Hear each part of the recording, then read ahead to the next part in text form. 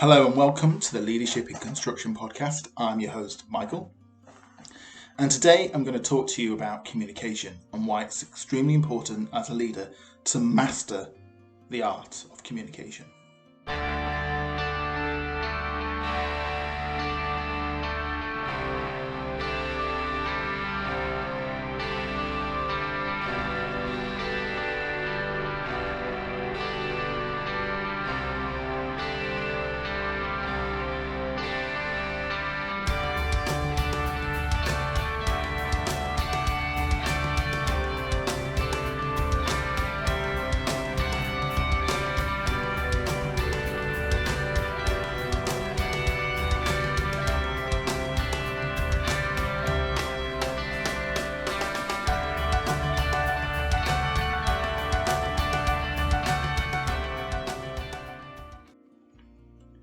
So communication for a leader is perhaps one of the most important tools and skills that they can master in order to be effective and to become a great leader.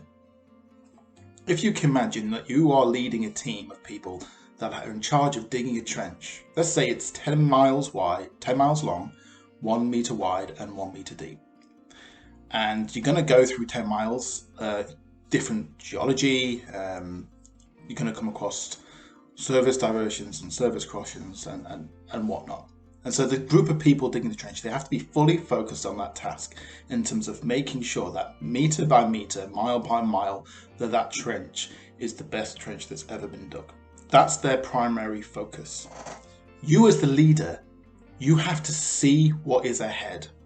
You have to see the pitfalls and the blockers that are going to hinder the progress, but you also have to see what where the finish is and what the finish looks like. You have to hold that vision for what the finish looks like in your mind.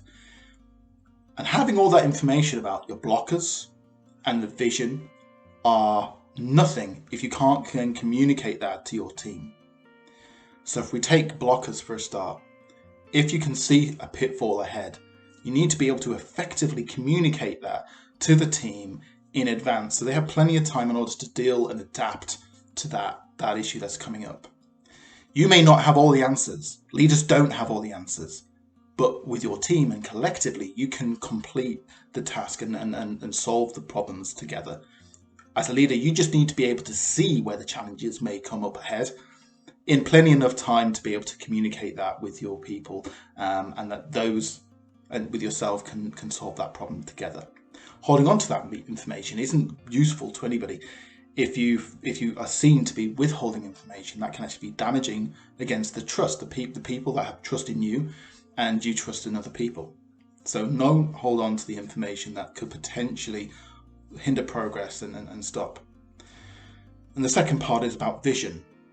You have to see in your mind what this is going to look like at the end and where we're trying to get to. The people that are focused on the task at digging that trench aren't looking at what that vision looks like. And it's hard to keep going at a task where you don't see what it's contributing towards, where you don't see where you're getting you. So there are two things that leaders must do in this scenario. They've got to communicate what that future looks like, what that vision looks like, and what they're trying to achieve, and connect what they're doing as the focused, detailed task to that vision and how what they're doing is important in order to achieve that vision. That's the first thing. The second thing is to also look back at everything we've already achieved.